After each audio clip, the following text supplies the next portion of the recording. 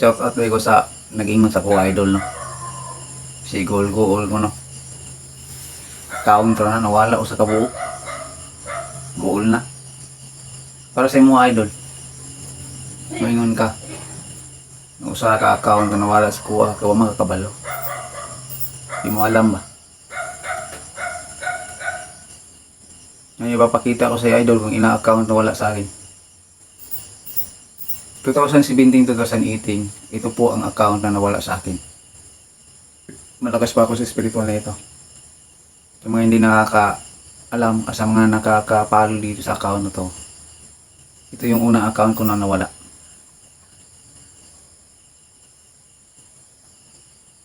+600 na followers yan. So, nag-abot ng 4K, hanggang nawala din. So, gumawa ako ulit, hindi ko nawala na pag-asa.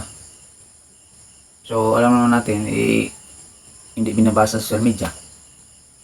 Hindi ko binabasa yung mga patakaran dito sa social media. Kaya yun, post lang ako ng post. Kung ano yung makita kong content, yung ginagawa ko. Nawala pa rin yung account na yun.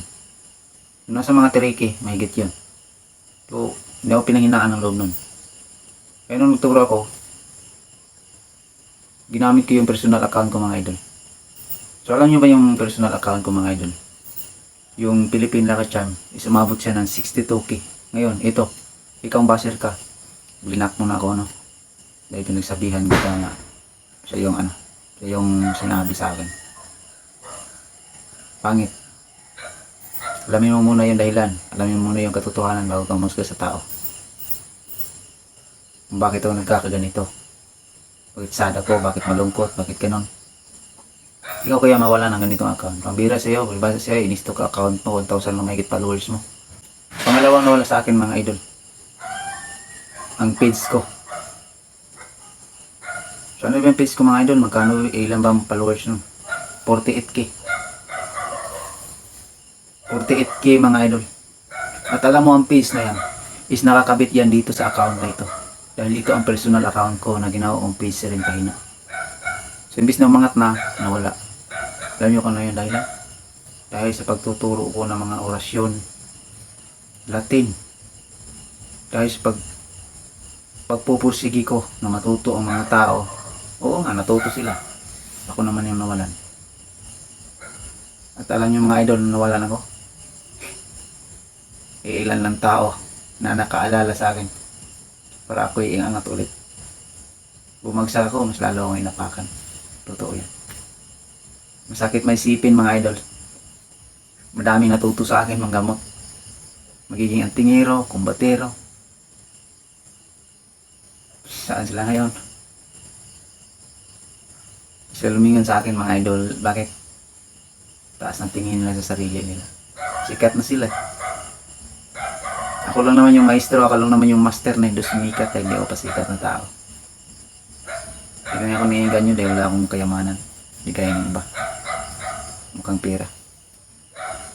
Ito pa idol. Kasi sinabi mo sa akin. TikTok ko idol. Nakakabit sa Facebook ko yan, personal account. Kita mo idol? 14K. Pwede mo yung i-search sa TikTok idol, makikita pa yun.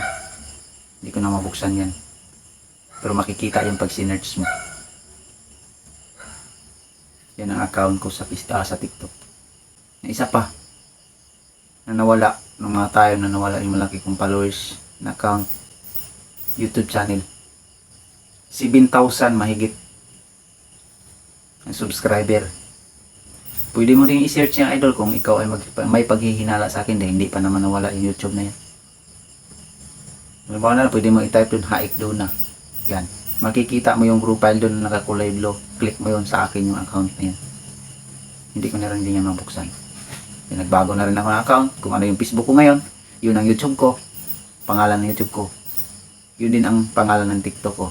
Kung ano yung nasa aking Facebook ngayon na ginagamit ng Master o Ngab 2.0. Nagkadikit lang yung letra, hindi magkahiwala yung master 1. So mawala ko video mga master. Yun lang ang video ko mga master. Sana doon sa nagbasa akin, doon sa nag-PM sa akin, naliwanagan ka idol. Dahil tinagalog ko na yan at hindi ko binisaya. Mga bisaya na mga kababayan da, shoutout sa tanan. Wala lang ko suporta ning account. God bless sa akong tanan.